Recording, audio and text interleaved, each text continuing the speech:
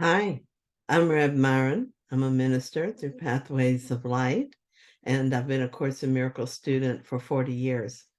I'm going through the lesson of the text starting this year, 2 or 3 paragraphs at a time, asking for clarity, and then I write from that clarity. And that's what I'm sharing with you. So let's get started. We're looking at chapter 1, the Principles of Miracles, 49 and 50, the last two. So 49 says the miracle makes no distinction among degrees of misperception. It is a device for perception correction, effective quite apart from either the degree or the direction of the error. This is its true indiscriminateness. Perception is either true or it isn't. All errors are simply errors, not bigger errors or worse. One is not harder to correct than another. If I have an experience of cancer, it is the same error I experience when I have a headache. Each of these experiences is a result of believing in pain, suffering, and death. And there's no such thing as pain, by the way, as Jesus tells us in Lesson 190. If God is real, there is no pain. If pain is real, there is no God.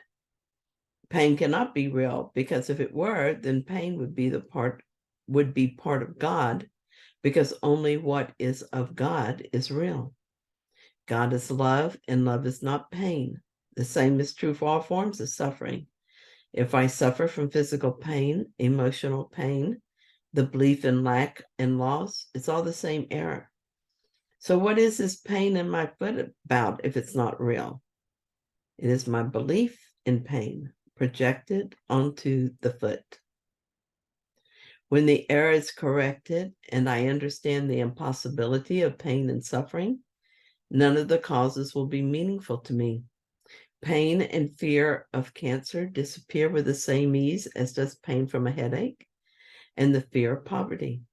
When I absolutely know that death cannot exist because life is all-encompassing and has no opposite, there is no grief. What is there to grieve when I realize there is no death, nowhere to go, no state other than wholeness, other than God? All that changes is a belief. An untrue belief is replaced with a true belief. How could one belief be bigger or harder than another? And yet it certainly feels so. It was hard for me to even write the words, the death of a child. That feels big, enormous, awful, and impossible to face. But that is because I still believe in death and loss. I don't believe that anything happens to us when we die other than we let go of the idea of a body. But I believe that the person who does so is out of my reach. And so I suffer from a sense of loss when someone dies. And that too is just a thought, just an idea, and can be healed. This is what the miracle is for. I ask for perception correction in this area. I ask for a miracle. So, number 50. The miracle compares what you have made with creation, accepting what is in accord with it as true and rejecting what is out of accord as false. And this is my favorite principle, I think. It's so simple and so clear. I feel that process in my own mind. This is what happened when I was working on the idea of pain. I said to Spirit that I was in pain and that I was ready to have my perception corrected. So each time I felt pain, I brought that belief to Him. I still do this every single time, no matter what form the pain takes, physical or emotional. I ask for the truth, and I know that pain is not real. God did not create pain, so it's not the truth. I feel grief, and I bring it to the Holy Spirit for the miracle. God did not create grief or loss, and so it cannot be so. Again, this is something I made up, so it's not real. I'm released as my perception is corrected. If I feel lonely or fearful or bitter, it doesn't matter the story that seems to be the cause. What is not real cannot be made real with a story, no matter how compelling the story is. When I first began reading the course and doing the lessons, it created a crack in my mind that let in just a little light, and I began to doubt what I thought I knew. It took a long time practicing what I was learning before I was able to accept the healing being offered to me. I was fooled at first when these teachings started making sense because I thought that meant I'd changed my mind. I thought that just because I could see the sense of it, I was no longer under the sway of ego beliefs. It soon became obvious to me that was not the case. That was a confusing and frustrating time for me. I was trying to use ego mind to heal the ego mind, and it wasn't working. All that was really happening is that I was convincing myself that there was another way and that I wanted it. Next, I had to practice what I was learning. The actual healing, the miracle itself, arises from the mind that is made ready for it. As it says in Principle 7, miracles are everyone's right, but purification is necessary first. Bringing my thoughts to the Holy Spirit for healing and choosing that healing over anything else I think I might want seems to be the way of purification. The whole process seems to revolve around desire. What is it that I desire? Do I desire a pure mind free of ego thoughts? That is not always as simple as it seems, just reading the words on the page. I notice that I sometimes still place value where there is none, such as holding on to fear. If I place value on something that is not a creation of God, my mind is not pure, and this is why I cannot ask for a miracle from a place of fear.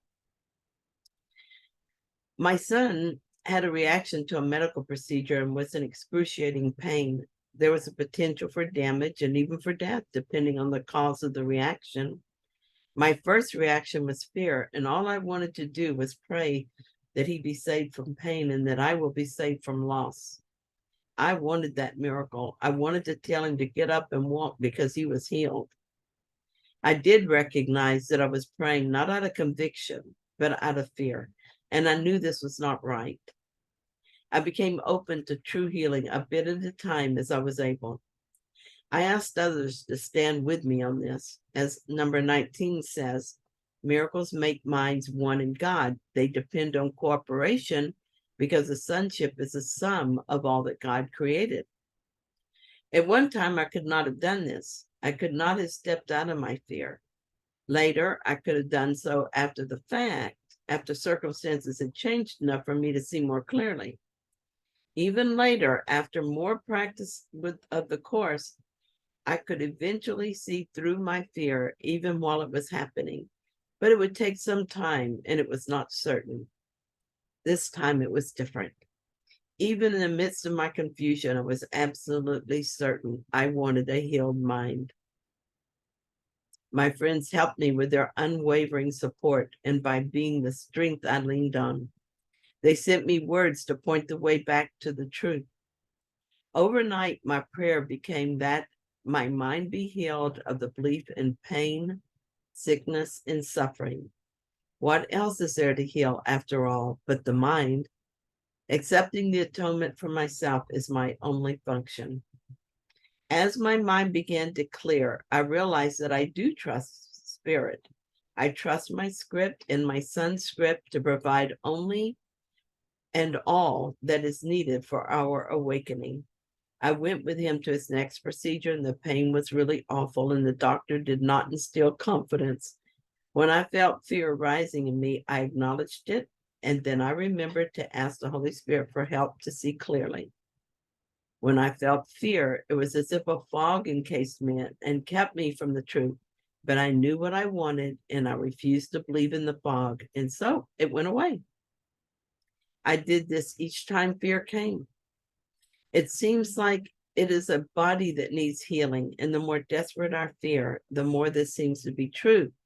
But it's always the mind that needs correction. We made fear and pain. We made sickness and suffering. We made death. Now it is time for us to compare these things with creation and to reject what is out of accord with it. I see that fear is the first of these. When I let go of fear and embrace truth instead, all the rest follows. I give my complete willingness to healing, and the miracle is a result. Thank you so much for joining me in this reading. And if you found it helpful, then please like it. And if you haven't yet, please subscribe. And I will be back tomorrow with another reading. See you then.